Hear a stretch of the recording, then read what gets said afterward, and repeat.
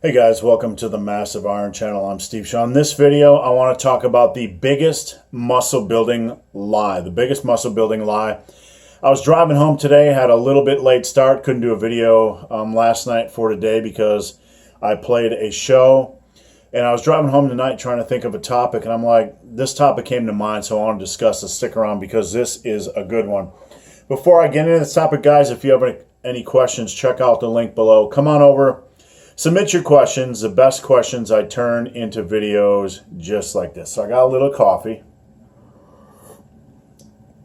It's after work, and I a little bit tired. Played a show last night. Didn't get home till didn't get done in bed till 2 a.m. So the topic is the biggest muscle building lie. And before I tell you what it is, or I'll just tell you what it is, and then I am going to put a caveat in here because I will get attacked in the comments section. So let me explain myself before you react. The biggest muscle building lie for lifters in their first couple years of lifting.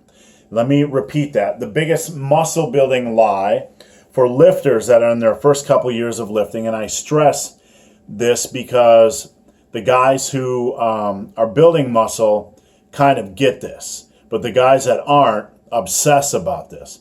That is, workouts matter. The biggest muscle building lie during the first couple of years of lifting is that workouts matter. Now, let me explain a few things before you guys, before anybody gets all crazy. Now, I am not saying that as you develop strength and muscle, evolving your training based on experience doesn't matter. It does. That's an essential so you can improve your training, you can stave off injuries, etc. I'm not telling you guys not to try different workouts because we can gain a lot from trying different workouts. We can accumulate what works for us and what doesn't work. But the big belief in the muscle building world, especially amongst guys who aren't seeing great progress, and the big belief that is kind of pushed is that workouts really matter. Like all the minutia really matters. Like guys that are making gains, I got to jump around this. I'm going to try this workout or that workout or this workout or that workout. This workout's going to be a game changer. That workout's going to be a game changer. The truth of the matter is, and I get into this in my book, Massive Iron, which is linked below, workouts don't matter. Here is what matters. And if you apply this, you can apply this to any workout style. Any workout style, and you will be successful. Here is what matters. Number one, that you're consistent. And this sounds obvious, but how many people do you know have worked out for a year straight or 2 years straight without taking extended breaks from the gym? So without consistency, nothing matters. You have to be consistent. And along with that, you have to be patient. Guys are not patient. They want a lot of gains right out of the window, or right out of the gate. So they tend to lack patience, and they're making progress, but they're not actually taping their arms or watching their weight on the scale, and they think they're not making good quality gains. So you got to be consistent. You got to be patient, and here are the big ones. You have to use a good exercise selection that is focused around heavy compound movements. Does that mean you only do heavy compound movements? No. Does that mean that that you can't do isolations and machines? No. That all you do is compound movements? Absolutely not. But you want to have the cornerstone. You go into the gym on whatever day you're doing, bro split or full body workout or upper lower. You do your heavy compounds first while you're at full steam, while you're at full facilities, mentally focused, physically ready. You knock those out and then you move on to the rest of your work. So we have consistency, we have patience, we have compound movements. Now here is a big one. Here's a big one, a progressive overload over time. You have to get a lot stronger than you are now. Does that mean you have to become a power lifter? No, but you have to become a lot stronger than you are now. So a lot of guys have gained strength, but they notice that they're not gaining as much muscle as they would like, or they're not gaining as much They'll be like, I'm gaining strength, but why aren't I gaining muscle? There's a couple things involved with this, and this has become more of a modern phenomenon as programs have become more basic. Guys will go into the gym and they'll just do compound movements, or they won't do a lot of volume. They'll have basic work, but they're not hitting every muscle group from head to toe really hard.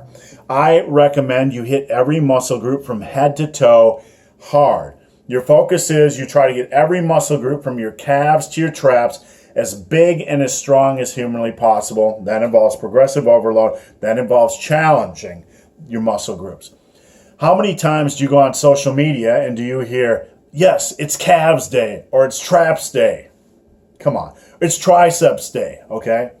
Guys don't get fired up about certain muscle groups. Guys will come to me, and guys and girls, and their traps aren't growing, their calves aren't growing. Like, how do you really attack these muscle groups with progressive overload? Do you really challenge the heck out of them? No. So, attack every muscle group from head to toe as hard as you can. Here is a big one as well. Make sets count. Make sets have a purpose. And again, I talk about this in my book, Massive Iron, link below, and I'm sorry to beat it to death, but all this is covered. Make sets count. If you make every set count, you will make every workout count. If you make every workout count, you will make all of your training count. You will maximize your progress. Simple. You don't have to worry about sets and reps. You don't have to worry about training volume as long as it's reasonable. As long as you're not just doing 2 to 4 sets per workout. As long as your volume is reasonable, you don't have to worry about rep ranges. You don't have to worry about all the minutia. If you make every set count. Now, what does that mean? And again, this is for the lifter in their first 2 years of training, because once you've built up a strength base, you're probably going to need to periodize or not beat the living snot out of your body using heavy compound movements, heavy, intense compound movements every workout. Yeah, I got a farmer's tan, don't hate. Here is what it means to make every set count. And I want you guys during your first couple years to try this, or you guys and girls who aren't making progress. Push every set for as many reps as possible. Stop that set when you either feel like you're going to fail on the next rep or your form starts to go to crap. You don't want to do reps with bad form because that's a recipe for injury, and there's no need to train to failure. There's no need to train to failure. Failure is not a requirement. When you push sets for as many reps as possible, you're inherently building strength at the most optimal and rapid pace. So that will help with muscle gains. That's progressive overload maximized. You know that every set you've done in the gym you have just maximized progressive overload for that set. But here's another magical aspect to making sets count. The further into a set you go, the more muscle fibers you're recruiting. Let me repeat. The further into a set you go, the more muscle fibers you are recruiting. That is gains. That is gains. Now, let me explain that in layman's terms. Let's say you pick up a 30-pound dumbbell and you start to do curls. We're doing curls. We're doing our curls for the girls. And you notice the first couple, what's the obvious thing? The first couple of reps feel rather easy. But as you pick up fatigue, it's going to get harder and harder, so the body has to respond to that. So what is the body going to do? It's going to recruit more and more muscle fibers to get the job done because it's just fatigued, it's toast, it needs help. This isn't just bro science, it's physiological reality. So by making every set count, you are maximizing the muscle and strength building process. And this is essential during the first couple of years. Now, guys will ask me, do I need to do that on every single set all the time? No, but as long as you're doing it on most sets during most workouts, that's great. There'll be some days where you come into the gym and you'll feel tired and you don't want to push yourself on squats. You just kind of want to do the holding pattern. That's fine. So let's review. We got consistency. We got patience, we got progressive overload, we got making every muscle group from head to toe as strong as humanly possible. We have making every set count. We have good exercise selection. And lastly, you have to have a good diet. You have to eat mostly clean foods. You have to eat when you're hungry. Don't worry about bulking. Just make sure you're getting in enough calories. You don't want to super bulk and get fat, but you got to make sure you're getting enough protein. You got to make sure you're getting enough micronutrients. You got to make sure you're eating accordingly and that you're not under eating. Now, I'm not going to get into diet in this video because that's a whole nother topic, but here's back to the point, the biggest muscle building lie. If you have all these things that I just explained to you in place, here's the thing, over the course of 2 or 3 years, if you're using good exercise selection, if you're remaining consistent, if you're using progressive overload, if you're getting every muscle group as strong from head to toe as strong as humanly possible, if you're making every set count over the course of 2 years, the workout doesn't fucking matter. What system you use doesn't matter. So then the question becomes, what system should I use? The system you should use is the one that motivates you to get your butt to the gym. Now, here's another quick mistake that people make. They'll try a workout system and be like, I didn't like this aspect of that workout. I didn't like that aspect, so they'll dump it and they'll try a new workout. If something doesn't feel good, just change it. If you don't like 8 rep sets on barbell rows, do 10. If you don't like 3 sets of bench press and you want a little bit more, do 4.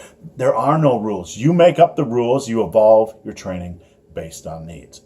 So guys, hope this video has been of some help. If you have any questions or comments, check out the link below.